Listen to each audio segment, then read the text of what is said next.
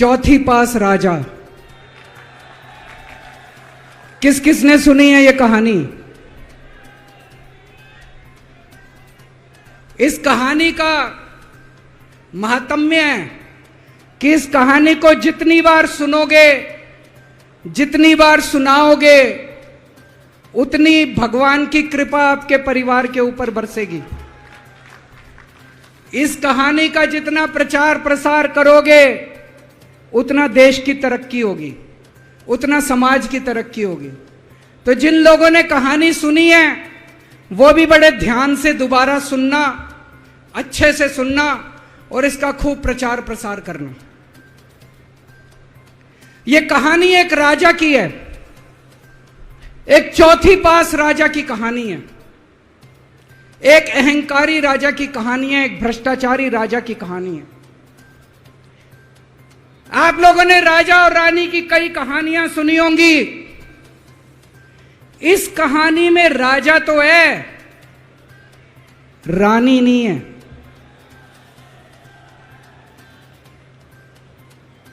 तो एक महान देश था, कई हजार साल पुराना देश। उस देश के एक गांव में एक बच्चा पैदा हुआ, बहुत गरीब घर में एक बच्चा पैदा हुआ। तो जैसे गांव के अंदर बच्चा पैदा होने पे ज्योतिषी आते हैं, ज्योतिषी आके बच्चे का भविष्य बताते हैं, ऐसे गांव का ज्योतिषी आया, उसने बच्चे की कुंडली देखी और बच्चे की मां को बोला कि माई, तेरा बेटा बड़ा होके बहुत बड़ा सम्राट बनेगा। माई को समझ नहीं आया, मैं इतनी गरीब, मेरा परिवार इतना गरीब, मेरा बेटा सम्राट कैसे बनेगा। खैर, बच्चा धीरे धीरे बड़ा होने लगा। गांव के सरकारी स्कूल में उसका एडमिशन करा दिया। उसका पढ़ने लिखने में मन नहीं लगता था। पढ़ते पढ़ते, क्लास करते करते चौथी में आके उसने नाम कटवा लिया। उसका पढ़ाई लिखाई में मन नहीं लगता था। बगल में, गांव के बगल में एक रेलवे स्टेशन था। घर में बहुत गरीबी थी। वो बच्चा वहां स्टेशन पे जाके चाय बेचने लगा।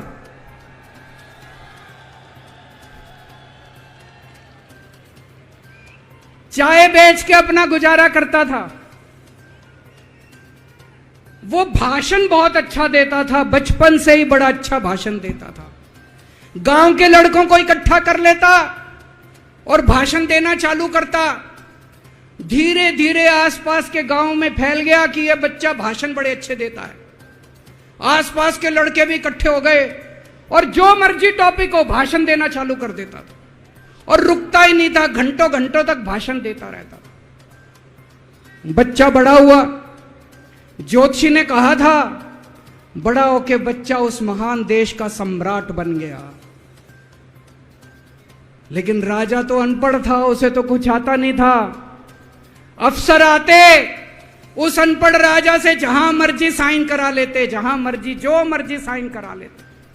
वो राजा अनपढ़ था, उसे लगता था मैं अगर अफसरों से पूछूंगा तो मेरी कमजोरी सबके सामने प्रकट हो जाएगी।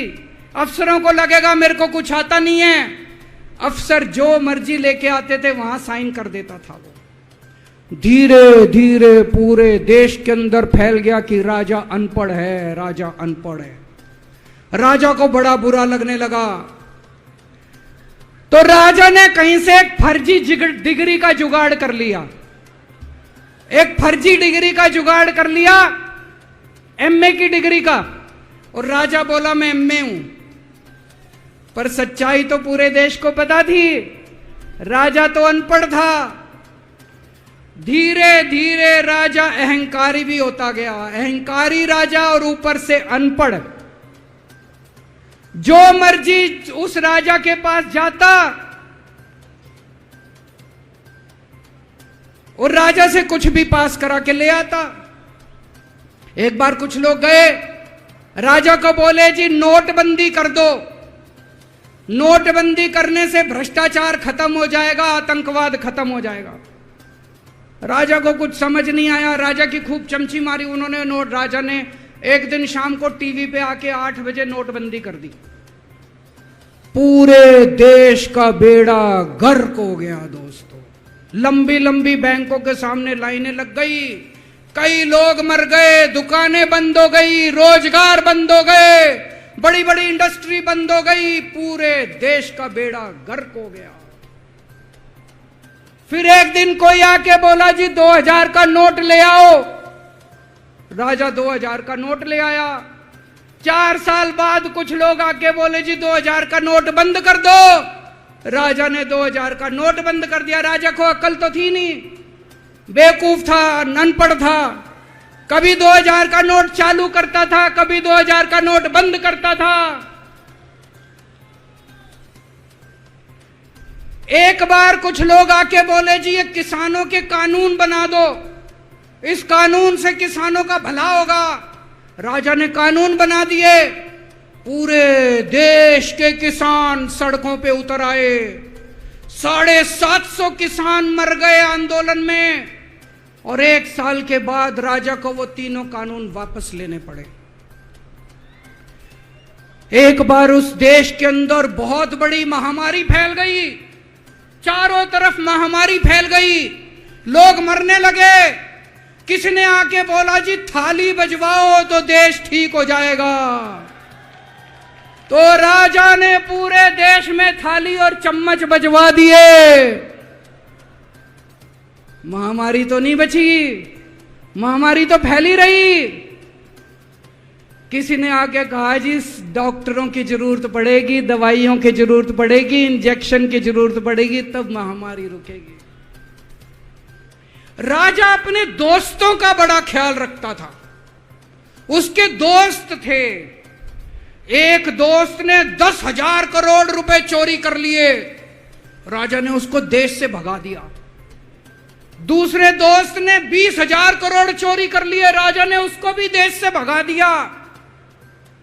पर एक दोस्त ऐसा था जिससे राजा की ज्यादा ही दोस्ती थी। कौन था? उसको उन्होंने सारे एयरपोर्ट बेच दिए, सारे जहाज बेच दिए, सारे सी पोर्ट बेच दिए, उन्होंने आसमान बेच दिया, जमीन बेच दी, राजा ने खदाने बेच दी। उस दोस्त पे राजा मेहरबान था। राजा का एक और दोस्त था। वो दोस्त इतना गंदा था कि उसने कुछ अंतरराष्ट्रीय खिलाड़ी महिलाओं के साथ बदतमीजी करी, लेकिन राजा ने दोस्ती नहीं छोड़ी। मजाल जो उस दोस्त के ऊपर कोई आंच आ जाए, राजा उस दोस्त के साथ खड़ा रहा, लेकिन उसने खिलाड़ियों का समझ। राजा का एक और दोस्त था। उस दोस्त ने किसानों के ऊपर गाड़ी चढ़ा दी, रौंद दिया, कुचल दिया किसानों को। राजा ने अपनी दोस्ती नहीं छोड़ी। इस बात पे तो दाद देनी पड़ेगी कि राजा दोस्तबाज था, 1 नंबर का दोस्तबाज था। चारों तरफ अत्याचार हो गया, चारों तरफ देश के अंदर इनके अपने लोग जो थे वो बलात्कार करने लगे, गलत काम करने लगे, हाहाकार मच गया। जो राजा के खिलाफ बोलता, राजा उसको पकड़ के जेल में डाल देता। एक दिन एक पत्रकार ने कार्टून बना दिया राजा के खिलाफ, उस पत्रकार को उठा के जेल में डाल दिया। एक दिन एक किसी पत्रकार ने उनके खिलाफ कुछ लिख दिया, उसको पकड़ के जेल में डाल दिया। जो राजा के खिलाफ बोले उसका बेड़ा गर्क। कोई जज अगर उस राजा के खिलाफ ऑर्डर करता था, राजा उसको बख्शता नहीं था। चारों तरफ अत्याचार, महंगाई, बेरोजगारी। ऊपर आसमान में देवता ये सब देख रहे थे कि पृथ्वी के ऊपर कितना घनघोर अत्याचार हो रहा है। सारे देवता इकट्ठे हुए, देवताओं ने मीटिंग करी। सारे देवता मिलकर शिवजी महाराज जी के पास गए और कहा, महाराज कुछ करो, पृथ्वी के ऊपर अन्याय हो गया, अत्याचार हो गया, चारों तरफ बलात्कार, चारों तरफ हाहाकार मचा हुआ है, जनता परेशान हो रही है। पृथ्वी जी शिव जी महाराज जी ने अपनी तीसरी आंख खोली और दोस्तों यहां प्रचंड पृथ्वी के ऊपर अजीब अजीब घटनाएं घटने लगी। उज्जैन के अंदर महाकाल की 6 सप्तऋषियों की बड़ी बड़ी 10 फुटा भारी भारी मूर्तियां थी। एक दिन बारिश और तूफान आया और 6 की 6 मूर्तियां टूट गई। लोगों ने कहा बड़ा अपशकुन हो रहा है, बड़ा अपशकुन हो रहा है। एक दिन एक ट्रेन एक्सीडेंट हो गया, 250 से ज्यादा लोगों की मौत हो गई। लोगों ने कहा बड़ा अपशकुन हो रहा है। और एक दिन घनघोर बारिश आई, तूफान आया, ऊपर से आकाशवाणी हुई।